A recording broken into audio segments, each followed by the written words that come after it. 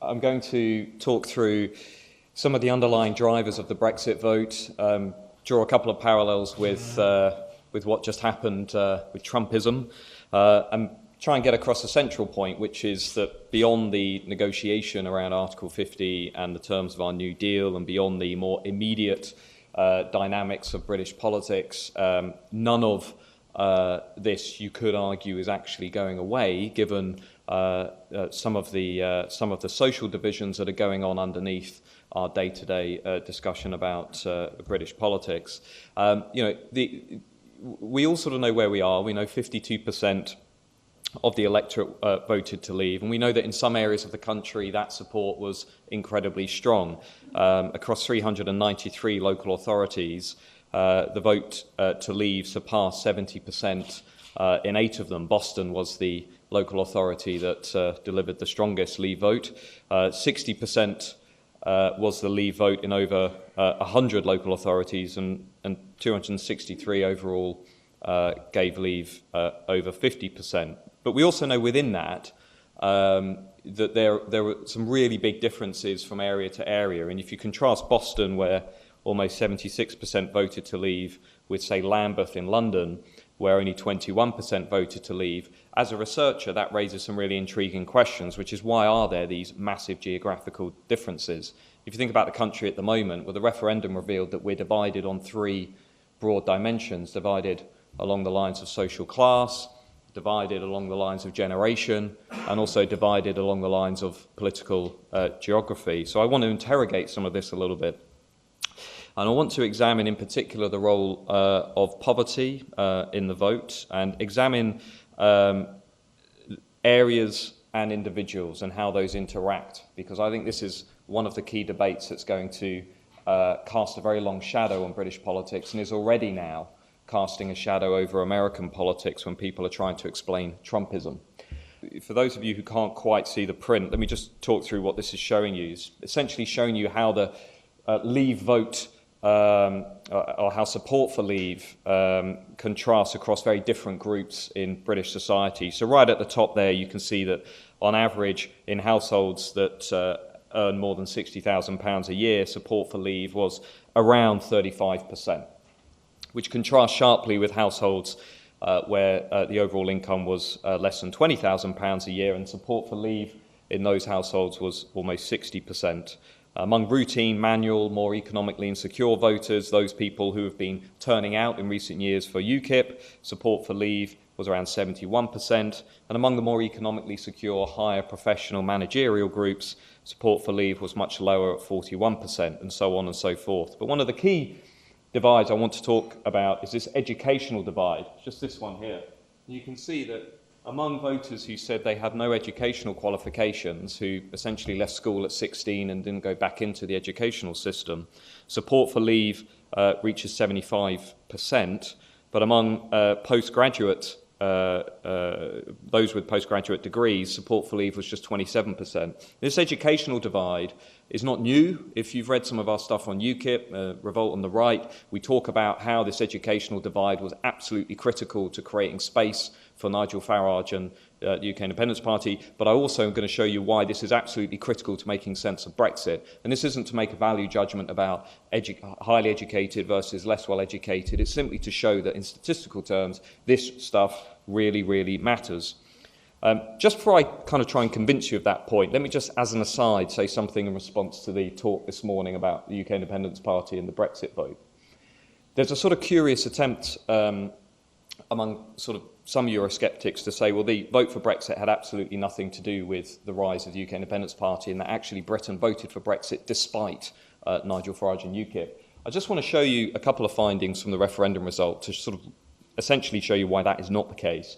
On the left, it shows you the relationship between the UKIP vote in the 2014 European Parliament elections against the vote for leave at the 2016 referendum. And if you're doing statistical research, the R-square here is off the charts. I mean, essentially, areas that had given UKIP very strong support 2 years ago also then gave leave very strong support at the referendum. So I would, I'm not necessarily, this is just a relationship. I mean, I shouldn't read too much into it on one level, but I'm saying that's pretty good evidence in my mind that that experience of UKIP cultivating lots of those East Coast areas, lots of those northern areas, is actually an important part of the story about why Britain came to vote for Brexit. The second chart on the right was put together by Jeff Evans and John Mellon at the British Election Study, and they show that almost 70% of voters in the British election study who went on to vote for Leave were what they call UKIP curious, meaning that either they had voted for UKIP in the past or they had expressed an enthusiasm or a likelihood to vote for UKIP. So I think put together, we've got quite a bit of evidence to suggest that, prior to that referendum, the radical right in Britain was actually an important episode in this broader story at cultivating that territory that inevitably, then went on to vote for Brexit. So just back to this educational divide, this is absolutely important to Brexit, also important to Trump.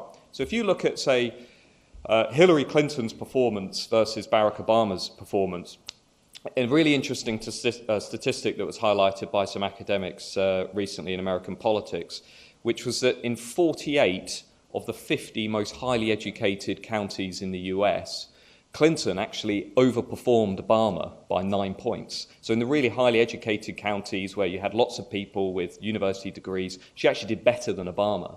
The problem came in the less well-educated counties where, on average, in 47 of the 50 less well-educated counties, Clinton underperformed Obama by 11 points. And that is really speaking to what I'm going to talk about with Brexit, which is this really important underlying divide. And what we've done, and this is in the, you can actually get this paper online, it's by myself and Oliver Heath, published by the Joseph Rowntree Foundation and then in Political Quarterly as a standalone essay. We've calculated what's called the predicted probability of support for Brexit while holding everything else constant, while holding things like income and social class constant. And what we find was that support for Brexit was 30 points higher among those who only had a GCSE level education than it was for people who had an undergraduate degree. And one of the important points I want to get across to you is that this difference in education mattered more than the difference in income. So we're going to have this sort of debate in Britain about maybe we just need to give people more money. It's not as important. So if I give you an example, support for Brexit was actually just 10 points higher among those who earn less than £20,000 a year than it was for those who were earning more than £60,000. And 20 percentage points higher among those who were aged over 65 years old than it was for those young Britons. So if you contrast education with income and age, what I'm trying to convince you of is that actually the educational gap in Britain matters more to explaining what happened than income and generation. So this divide is now front and centre to Brexit, and it's also consistent with a lot of what we know about Euroscepticism in other European countries. And I have no doubt we'll see the same dynamic play out with Madame Le Pen at the French presidential elections, and we'll see the same dynamic play out in the German elections too, that we now have a growing pile of evidence to suggest that it is citizens with fewer what social scientists call convertible resources, things that basically make you more mobile, more socially mobile in society, that were providing the bulk of support to Leave. But this education effect can also be seen in a slightly different way. We talk about immigration and we talk about values in Britain. Those debates are intimately wrapped up with this educational divide that I'm talking about. So when people say, oh, it was the economy, oh no, it was immigration, well, underpinning a lot of that is this foundational divide over education. So we now know, for example, that the idea that immigration had nothing to do with Brexit is not the case at all. So nearly 90% of people who thought that immigration was bad for the economy supported Brexit, compared with just under 10% who thought that immigration was good for the economy. We know that 88% of people who thought that the country should have fewer migrants supported Brexit, whereas the equivalent figure among people who wanted to keep immigration as it is was just 21%. Really big differences. And we know that, as an aside, people who felt very strongly English rather than British were much more likely to say that they would vote for Brexit than other national identifiers. Englishness is still a really important issue in British politics, and it's going to become increasingly important. And we know that people who felt disillusioned with politics, who agreed with the statement that politicians don't care what people like me think, were also more likely to support Leave than people who felt a bit more connected to politics. This is all stuff that, if you've been reading all the, the research on UKIP, this stuff is not new. You know, we could see this coming from sort of 2012, 2013 onwards. But underlying those sort of surface stats is this issue over education. And it's fueling this broader value divide in Britain that's playing out in most, if not all, Western democracies. If you looked at support for Brexit through the prism of values, you'd also see some really big differences. So the green column is showing you the percentage of voters who are against these items, the support for leave among those voters. So, for example, 80% of voters who said they were against gender equality supported Brexit, whereas 33% who supported gender equality supported Brexit. In terms of equality for same-sex couples, 79% who opposed equality for same-sex couples backed Brexit. Only 25% who supported those rights backed Brexit. Stiffer sentences for criminals. Again, if you supported that idea, you were odds-on to back Brexit. And if you support the death penalty, which I think possibly the new UKIP leader, I'm not sure if Paul Nuttall has won at this point, it's being announced as He has, right? Well, he supports the death penalty, and you can see that 76% of Leavers also supported death penalty. These values, this is reflecting the underlying educational divide, and it's going to be with us for a long time. You see much the same with Trump supporters and also Le Pen. So it's really, really important, but it's also important just for a final reason, which is to do with this relationship between people and place. So we know, for example, that the skill level of different areas was really important to understanding why Matthew Elliott and Vote Leave and other Eurosceptic groups were really able to mobilise those votes in places like Clacton, for example, where over 70% of people voted for Brexit. But in more sort of high-skilled, highly educated university towns like Cambridge, Oxford, we know that those voted overwhelmingly to remain.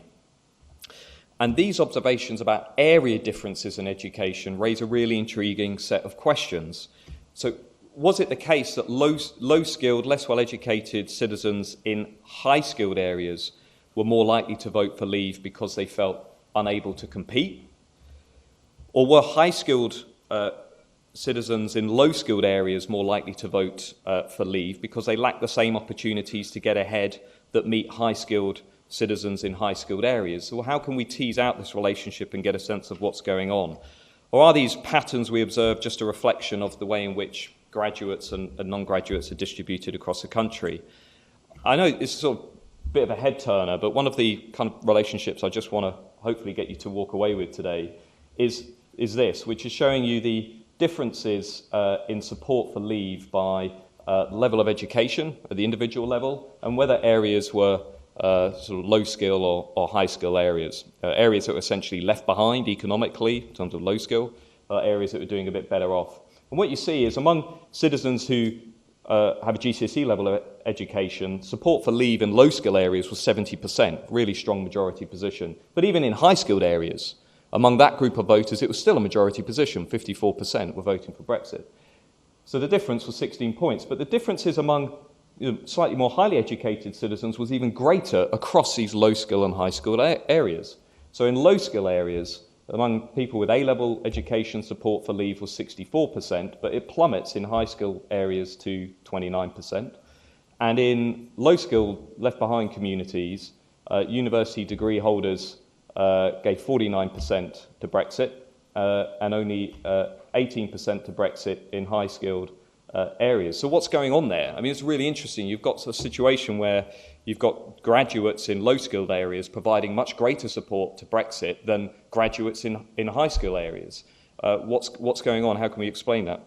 Well, this is what we call a significant interaction effect, which is between the individual's education and the educational profile of an area.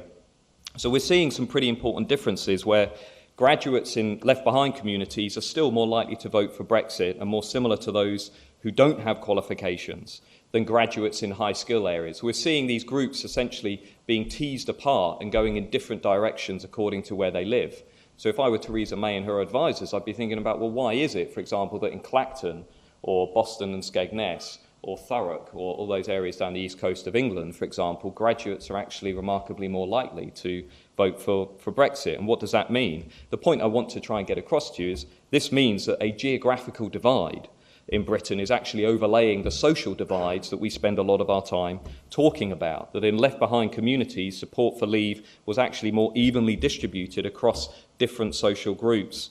Whereas people were, meaning that people in Britain today are far more polarised along educational lines than we currently acknowledge, and that this educational gap is really important to understanding where we're going next, and also why, if you are sort of providing a guesstimate, not that 2016 has sort of told us pretty convincingly not to provide guesstimates, but if we were to do so, this would be mine, that none of this stuff is going anywhere, irrespective of what happens with this deal, because of these very entrenched divisions that we're seeing under the surface.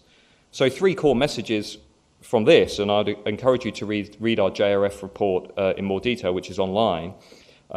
Groups of voters who over recent decades have been pushed to the margins of our society, who are living on low incomes, who lack the skills that are required to adapt and prosper, who are struggling with globalisation, were far more likely to endorse Brexit. That's not to say that in some cases high affluent, high educated people voted for Brexit. It's just to say they tended to be the outliers, not the norm. The second part of the Brexit story is actually that educational divides really, really matter. And after we take control of a lot of other factors, support for Brexit was consistently higher and significantly higher among those who tended to have a lower level of education. And responding to this educational inequality, if you're a Remainer, should be the dominant discussion that you're having with your friends and colleagues. Whereas I suppose if you're a Leaver, there's some interesting questions there around which areas are also exhibiting these characteristics. What does that mean for your mobilisation going forward? Because it's quite clear that from Trump to Le Pen to Christian Strache in Austria, there's going to be a conscious attempt to mobilise these groups into politics around values and culture, which we know are an extension of this divide. And thirdly, and perhaps most importantly from a policy perspective, it's the left behind who were not only most likely to support Brexit, but who face what we call a double whammy.